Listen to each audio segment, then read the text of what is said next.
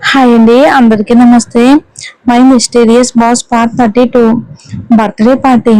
రాత్రి చీకటిలో new palace hotel వెలుగుల కాంతులతో మెరిసిపోతుంది. ఈ రోజు హోటల్ ప్రాంగణంలో ఎన్నో ఖరీదైన కార్లు వరుసగా వచ్చి ఆగుతున్నాయి. మొత్తం హోటల్ ను ఎంతో అందంగా అలంకరించారు. లోపలికి వెళ్తున్న మహిళలు విలాసవంతమైన దుస్తులు, అందమైన మేకప్ తో మెరిసిపోతూ ఉండగా, అబ్బాయిలు కూడా స్టైలిష్ దుస్తులలో ఆకట్టుకుంటున్నారు. ప్రవేశ ద్వారం వద్ద నిలబడే సిబ్బంది వచ్చిన ప్రతి అతిథిని చిరునవ్వుతో ఆహ్వానిస్తున్నారు. ఈ రోజు అక్కడ ఒక ప్రత్యేకమైన పార్టీ జరుగుతుంది. మొదటిసారిగా భోస్లే గ్రూప్ మొత్తం సిబ్బంది కూడా ఈ వేడుకకు హాజరయ్యారు. హోటల్ అంతా అతిథులతో నిండిపోయింది. అక్కడక్కడ వెయిటర్లు డ్రింక్స్, స్నాక్స్ అందిస్తున్నారు. చాలా మంది ఒకరితో ఒకరు పరిచయాలు పెంచుకుంటూ మాట్లాడుతున్నారు. నగరంలోని ప్రముఖ వ్యాపారవేత్తలు కూడా హాజరయ్యారు. వారి వ్యాపార చర్చలు జోరుగా సాగుతున్నాయి. అయితే ఈ వేడుకకు ప్రధాన కారణమైన వ్యక్తి మాత్రం ఇంకా రాలేదు. అందరూ అతని రాక కోసం ఆసక్తిగా ఎదురు చూస్తున్నారు. సిద్ధార్థ తల్లిదండ్రులు అతిథులను ఆప్యాయంగా పలకరిస్తూ వారితో మాట్లాడుతున్నారు. అలాగే వారి సంస్థ సిబ్బంది కూడా అందరితో కలిసిమెలిసి ఉండేందుకు ప్రయత్నిస్తున్నారు. ఇవన్నీ గమనిస్తూ నేహ, మనీష ఒక మూలలో డ్రింక్ ని చేతిలో పట్టుకుని నిలబడి ఉన్నారు. నేహ, ఈసారి సిద్ధార్థ్ మొత్తం స్టాఫ్ కి హోటల్లో పార్టీ ఇచ్చారు. ఇంతకు ముందు ఇలా ఎప్పుడు చేయలేదుగా. దీని గురించి మరి నీతో ఏమైనా మాట్లాడారా అని మనీష ఒక సిప్ తాగుతూ అడిగింది. మను, ఉదయం నుంచి ఎందుకు అతను చాలా కోపంగా ఉన్నాడు. అలాంటప్పుడు ఏం మాట్లాడతాడు? మధ్యాహ్నమే ఆఫీసులో పార్టీ జరుగుతుందని అనుకున్నాను, కానీ ఒక్కసారిగా ఏమైందో రాత్రికి హోటల్లో పార్టీ ఏర్పాటు చేశాడు అని అతని మనసులో ఏముందో అర్థం అర్థం చేసుకోవడం కష్టం. ఈ రోజు రాత్రి సిద్ధార్థ్తో ప్రశాంతంగా ఉండాలని, అతన్ని సంతోష పెట్టాలని ఎంత ప్లాన్ చేసుకున్నాను, కానీ మధ్యలో ఈ పార్టీ పెట్టేశాడు అని నేహ అసహనంగా అంది.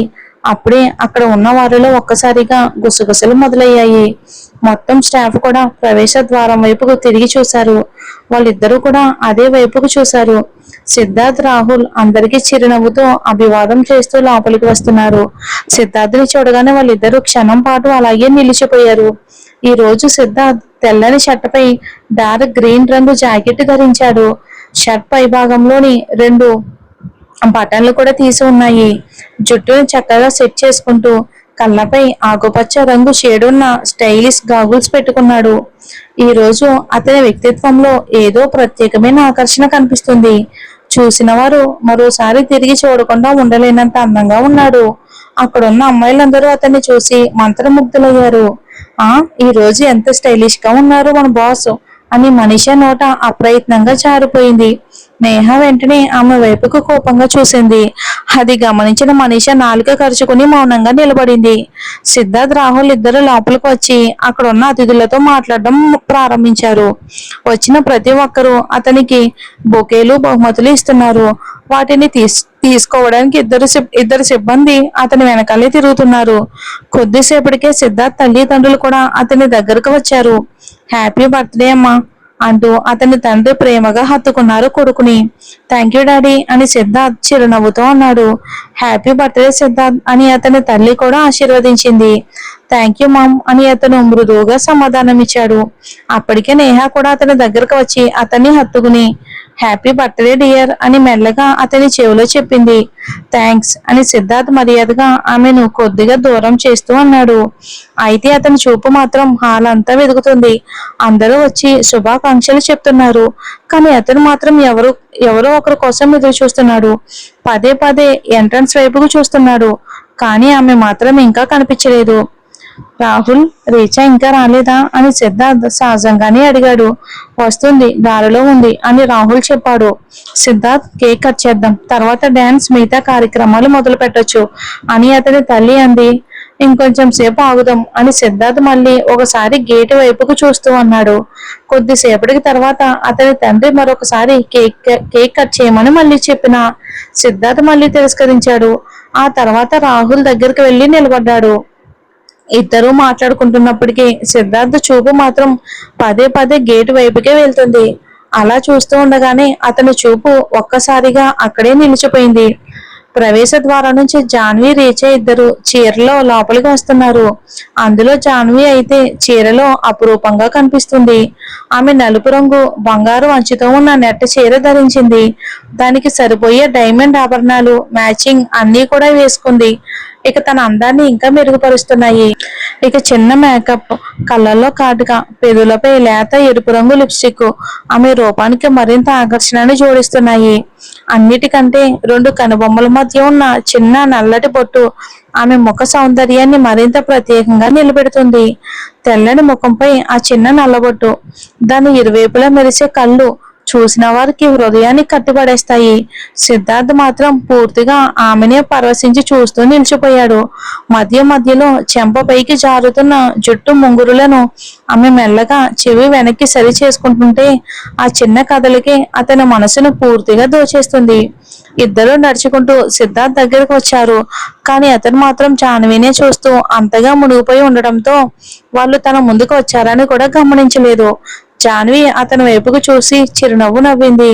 అప్పుడే సిద్ధార్థ్ ఈ లోకంలోకి వచ్చినట్టుగా తేరుకున్నాడు. హాయ్ సిద్ధార్థ్, హ్యాపీ బర్త్డే అని రీచా వెంటనే చేయి చాచి శుభాకాంక్షలు చెప్పింది. థ్యాంక్ యూ అని అతను చిరునవ్వుతో అన్నాడు. హే రీచా, అమ్మ ఎప్పటి నుంచో నీ కోసం ఎదురు చూస్తుంది, రా త్వరగా అని రాహుల్ ఆమె చేతిని పట్టుకుని అక్కడి నుండి తీసుకెళ్లాడు. ఇప్పుడు అక్కడ జాన్వి, సిద్ధార్థ్ ఇద్దరే ఎదురెదురుగా నిలబడి ఉన్నారు. సారీ సార్, ఈ ఉదయం మీకు విష్ చేయకుండానే వెళ్ళిపోయాను అని జాన్వి సంకోచంగా అంది. సారీ ఎందుకు, నువ్వు విష్ చేసినా చేయకపోయినా నాకు ఎలాంటి తేడా ఉండదు అని సిద్ధార్థ్ భావం మార్చకుండా చెప్పాడు. అతని సమాధానం విని జాన్వి అయోమయంలో పడింది. అయినా ఇతనికి ఏమైంది, ఇంత విచిత్రంగా ఉంటాడు అని మనసులోనే అనుకుంటూ అలాగే నిలబడి ఉంది. అప్పుడే సిద్ధార్థ్ తండ్రి మళ్ళీ అతన్ని కేక్ కట్ చేయమని పిలిచారు. రా, వచ్చావు కదా, కేక్ కూడా తిను అని జాన్వీని చూస్తూ చెప్పి వేదిక వైపుకి వెళ్ళిపోయాడు. నీ కేక్ నాకు అవసరం లేదు అని మనసులోనే అనుకుని జాన్వి అక్కడే నిలబడి ఉంది. సిద్ధార్థ్ కేక్ ముందుకు వెళ్ళి నిలబడ్డాడు. కేక్ చుట్టూ ఎన్నో కొవ్వొత్తులు వెలుగుతున్నాయి. అతని పక్కన తండ్రి, తల్లి, మనీషా, నేహ నిలబడి ఉన్నారు. రాహుల్, రీచా కూడా పక్కనే ఉన్నారు. సిద్ధార్థ్ ఎదురుగా ఒకసారి చూశాడు. జాన్వి కనిపించలేదు. అది చూసి అతనికి చిరాకేసింది. రమ్మన్నా కూడా రాలేదు అని మనసులోనే అనుకున్నాడు. అదే కోపంతో ఒక్క ఊపిరిలో అన్ని కొవ్వొత్తులను ఆర్పేశాడు. వెంటనే డీజేలో పాట మొదలయ్యింది. హ్యాపీ బర్త్డే టు యూ అంటూ అందరూ చప్పట్లు కొడుతూ శుభాకాంక్షలు తెలిపారు. సిద్ధార్థ్ కేక్ కట్ చేసి ముందుగా తన తండ్రికి తినిపించాడు. ఆయన కూడా ఒక పీస్ తీసి అతనికి తినిపించాడు. తర్వాత తన తల్లికి, మనీషాకు కేక్ ఇచ్చాడు. ఇక అప్పటికే నేహ ముందుకు వచ్చి ఒక కేక్ మొక్కను తీసుకుని సిద్ధార్థ్కు తినిపించింది. హాల్ అంతా సంగీతంతో మారుమోగిపోతుంది. రంగురంగుల బెలూన్లు పేలుతున్నాయి. అక్కడున్న జంటలు ఒకరి చేతిని ఒకరు పట్టుకుని డాన్స్ చేయటం ప్రారంభించారు. సిద్ధార్థ్ అని నేహ తన చెయ్యి అతని వైపుకు చాచి డాన్స్ కు ఆహ్వానించింది. ఇప్పుడు కాదు అని అతను చిన్నగా చెప్పి అక్కడి నుండి నడుచుకుంటూ వెళ్ళిపోయాడు.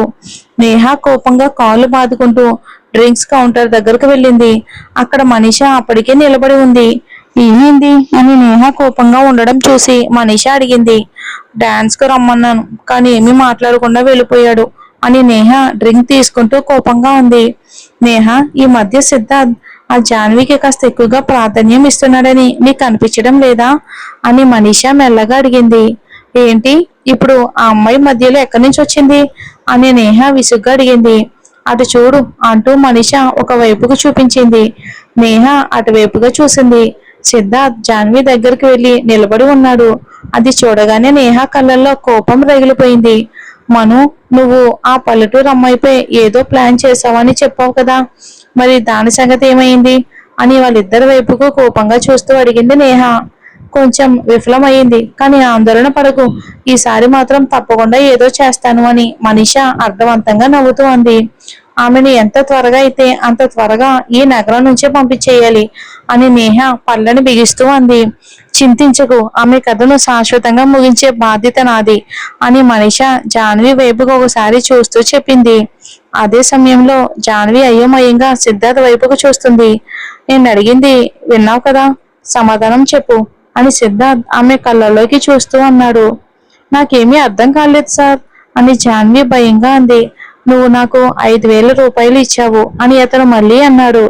సార్ నా దగ్గర అప్పటికి అంతే ఉన్నాయి, మిగిలిన డబ్బు నా జీతం నుంచి తీసేయమని కూడా నేను ఆ చీటీలో రాశాను అని ఆమె అయోమయంగా చెప్పింది. ఆ మాట విన్న సిద్ధార్థ్ మనసులోనే తల పట్టుకున్నాడు. ఆ చీటీనా అని కోపంగా చుట్టూ ఒకసారి చూసి తనని తాను అదుపులో పెట్టుకునే ప్రయత్నం చేశాడు. అతని ప్రవర్తన చూసి జాన్వి మరింత భయపడిపోయింది. అయితే నా సమయానికి ఎంత విలువ ఉంటుందని అనుకున్నావు అని సిద్ధార్థ నుదుటిపై బొటన వేలు వేస్తూ అడిగాడు. నాకెలా తెలుస్తుంది సార్ అని జాన్వి అమాయకంగా చెప్పింది. అయితే నాకు ఇవ్వాల్సిన మొత్తాన్ని నువ్వే ఎలా నిర్ణయించావు అని అతను కోపంగా ప్రశ్నించాడు. సార్ మీకు ఇవ్వాల్సిన మొత్తమా? అది నేను ఎలా నిర్ణయిస్తాను సార్? మీరు ఏం మాట్లాడుతున్నారో నాకేమీ అర్థం కావట్లేదు సార్ అని జాన్వి ఏమీ అర్థం కాకుండా గందరగోళంగా అంది. అర్థం కావట్లేదా అని జాన్వి మరింత అయోమయంగా అడిగింది. జాన్వి, నువ్వు ఆ చీటీలో ఏం రాసావో నీకు గుర్తుందా అని సిద్ధార్థ్ కూడా విసుగ్గా అడిగాడు. నేను మీతో హోటల్లో ఉన్నాను కాబట్టి హోటల్ అద్దెలో నా వాటా మీకు ఇవ్వాలి అనుకుంటున్నాను అని చెప్తూ మధ్యలోనే ఆగిపోయింది. ఓ, నీ ఉద్దేశం హోటల్ అద్దె అని చెప్పడమా? అయితే మరి అలా స్పష్టంగా రాయలేవా? రాసిన తర్వాత ఒకసారి చదవలేవా? పైగా లేఖను ఇంగ్లీష్ లో రాస్తే ఏమయ్యేది? నీ తెలుగు చదవటానికి నాకు ఎంత కష్టమైందో తెలుసా అని సిద్ధార్థ్ చిరాగ్గా అన్నాడు. తెలుగువాడే అయ్యి తెలుగు చదవడానికే కష్టమట, విచిత్ర మనిషి అని జాన్వి మనసులోనే అనుకుంది. కానీ బయటకు మాత్రం ఏమీ మాట్లాడలేదు. సరే సరే, నీ వల్ల నా రోజు మొత్తం పాడయ్యింది, ఇప్పుడు దానికి నువ్వే మూల్యం చెల్లించాలి అని చివరికి సిద్ధార్థ్ అన్నాడు. ఆ మాటకు జాన్వి భయంగా అతని వైపుకు చూసింది. సార్, అది నా దగ్గర అంత డబ్బు లేదు అని తొందరగానే అంది. డబ్బా? నాకు నీ డబ్బు అవసరం లేదు అని చెప్పి సిద్ధార్థ్ ఆమె చేతిని పట్టుకున్నాడు. జాన్వి ఒక్కసారిగా ఉలిక్కిపడింది. నాతో డాన్స్ చేయాలి అంటూ ఆమెను స్టేజ్ వైపుకు తీసుకెళ్లాడు. సార్, నాకు డాన్స్ చేయటం రాదు అని అతన్ని ఆపడానికి ప్రయత్నించింది. అతను ఇంకేదో చెప్పబోతూ ఉండగా, సిద్ధార్థ్ రా, మనం బిజినెస్ క్లయింట్లు కొందరు నీ కోసం ఎదురు చూస్తూ ఉన్నారు అని సిద్ధార్థ్ తండ్రి అక్కడికి వచ్చారు. వారి మాటలతో సిద్ధార్థ్ చెయ్యి కొద్దిగా సడలింది. ఆ అవకాశాన్ని ఉపయోగించుకున్న జాన్వి వెంటనే అక్కడి నుండి జారుకుంది. సరే డాడీ అని సిద్ధార్థ్ దూరంగా వెళ్తున్న జాన్విని ఒకసారి గమనించి తన తండ్రి వెంటనే నడిచాడు. అమ్మయ్య, ఎంత వింత మనిషో ఈ సిద్ధార్థ్ భోస్లే. ఎప్పుడు ఏం చేస్తాడో అసలు ఎవరికి అర్థమే కాదు. నిజంగా హిట్లర్లా ఉంటాడు అని జాన్వి మనసులోనే అనుకుంటూ అతనికి దూరంగా నడుస్తుంది. అంతలోనే ఆమె ఎవరికో వెళ్ళి ఢీ కొట్టింది కంగారులో. అయ్యో సారీ సారీ అని జాన్వి వెంటనే అంది. ఎదురుగా ఉన్న అమ్మాయిని చూసిన వెంటనే ఆమె ఒక్కసారిగా ఆశ్చర్యపోయింది. పర్వాలేదు, నా తప్పే అని ఆ అమ్మాయి చేతిలో ఉన్న ట్రేను సరిచేసుకుని త్వరగా అక్కడి నుంచి వెళ్ళిపోయింది. ఇదే కదా ఆ రోజు సిద్ధార్థను తిట్టి శపించిన అమ్మాయి. ఈమె ఇక్కడ ఏం చేస్తుంది అని జాన్వి ఆశ్చర్యంగా ఆమె వెళ్లిన దారిని చూస్తూ నిలిచిపోయింది. ఆ అమ్మాయిని అక్కడ చూసి జాన్వికి ఆశ్చర్యంగా అనిపించింది. జాను అని పిలిచిన గొంతు వినగానే జాన్వి ఆలోచన నుంచి బయటికి వచ్చింది. ఎదురుగా వరుణ్ నిలబడి ఉన్నాడు. అతన్ని చూసి ఆమె చిరునవ్వు నవ్వింది. జాను, ఈ రోజు నువ్వు చాలా అందంగా కనిపిస్తున్నావు, ఎప్పుడొచ్చావు అని వరుణ్ అడిగాడు. ఇప్పుడే, కొద్దిసేపటి క్రితం అని జాన్వి చెప్పినా ఆమె చూపు మాత్రం ఇంకా అమ్మాయి వైపుకే ఉంది. మనిద్దరం ఒక డాన్స్ చేద్దామా? నాకు డాన్స్ పార్ట్నర్ లేడు అని వరుణ్ అడిగాడు. నాకు డాన్స్ చేయటం రాదు వరుణ్ అని జాన్వి చెప్పింది. అయ్యో, పెద్దగా ఏమీ చేయాల్సిన అవసరం లేదు. నా భుజంపై చేయి వేసి సంగీతానికి తగ్గట్టు అడుగులు వేస్తే చాలు, ప్లీజ్ రా అని వరుణ్ బతిమాలాడు. నిజంగానే నాకు రాదు వరుణ్ అని జాన్వి మళ్ళీ చెప్పింది. జాను ప్లీజ్ అని వరుణ్ మళ్ళీ అడగడంతో సరే, కానీ కొద్దిసేపే, వెంటనే తిరిగి వచ్చేయాలి అని ఇష్టం లేకపోయినా ఒప్పుకుంది వరుణ్ కోసం. అది విన్న వరుణ్ సంతోషంగా ఆమెను స్టేజ్ మీదకు తీసుకెళ్లాడు. అప్పటికే అక్కడ చాలా మంది డాన్స్ వేస్తున్నారు. వాళ్ళు కూడా వారిలో కలిసిపోయారు. మొదట్లో జాన్వికి అసలు అడుగులు కుదరలేదు. వరుణ్ కాళ్ళ మీదే పదే పదే తొక్కుతూ అతన్ని ఇబ్బంది పెట్టేది. కానీ కొద్దిసేపటికి సంగీతానికి తగ్గట్టు కదలడం అలవాటై ఆమె కూడా కొంచెం సరదాగా అనిపించింది డాన్స్ వేయటం. అయితే వాళ్ళకు తెలియకుండానే రెండు కళ్ళు మాత్రం వాళ్ళిద్దరి వైపుకే నిలిచిపోయాయి. కొద్దిసేపటి క్రితమే నాతో డాన్స్ చేయనని చెప్పిన ఆమె ఇప్పుడు ఇంకొకరితో నవ్వుతూ డాన్స్ చేస్తుంది. ఆ దృశ్యం చూసిన సిద్ధార్థలో కోపం మెల్లగా ఉప్పొంగింది. అక్కడ ఉన్నదంతా ధ్వంసం చెయ్యాలనిపించింది కోపంతో. కానీ అది తన పుట్టినరోజు వేడుక కావడంతో బలవంతంగా తనని తాను అదుపులోకి పెట్టుకున్నాడు. అయినా ఎంత ప్రయత్నించినా అతని చూపు మాత్రం వాళ్ళిద్దరి మీద నుంచి మారలేదు. ఎదురుగా ఉన్న వాళ్ళు ఏం మాట్లాడుతున్నారో కూడా అతనికి వినిపించడం లేదు. అతని కళ్ళ ముందున్నది ఒక జాన్వి వరుణ్ మాత్రమే. కోపంతో చేతిలో ఉన్న డ్రింక్ ను ఒక్క గుక్కలో తాగేసి వెంటనే వెయిటర్ దగ్గర నుంచి మరో గ్లాస్ తీసుకున్నాడు. మిస్టర్ సిద్ధార్థ్, పార్టీ చాలా బాగుంది అని ఎదురుగా ఉన్న అతిథి అన్నాడు. సిద్ధార్థ్ బలవంతంగా చిరునవ్వు నవ్వి తలూపాడు. తర్వాత మళ్ళీ స్టేజ్ వైపుకు చూశాడు. ఈసారి అతని చూపు జాన్వి చీరలో కనిపిస్తున్న నడుము వైపుకు వెళ్ళింది. నల్లటి నెట్ చీరలో ఆమె ఎంతో అందంగా కనిపిస్తుంది. ఒక్క క్షణం తనని చూస్తూ మైమర్చిపోయాడు. కానీ అదే సమయంలో ఆమె నడుంపై వరుణ్ చేయి ఉండటం అతని కంటపడింది. ఆ దృశ్యంతో అతని కోపం ఒక్కసారిగా శిఖరానికి చేరుకుంది. కోపాన్ని అదుపు చేసుకుంటూ చేతిలో ఉన్న గ్లాస్ ను గట్టిగా బిగించి పట్టుకున్నాడు కోపంతో. మరి చూద్దాం ఏం జరుగుతుందో.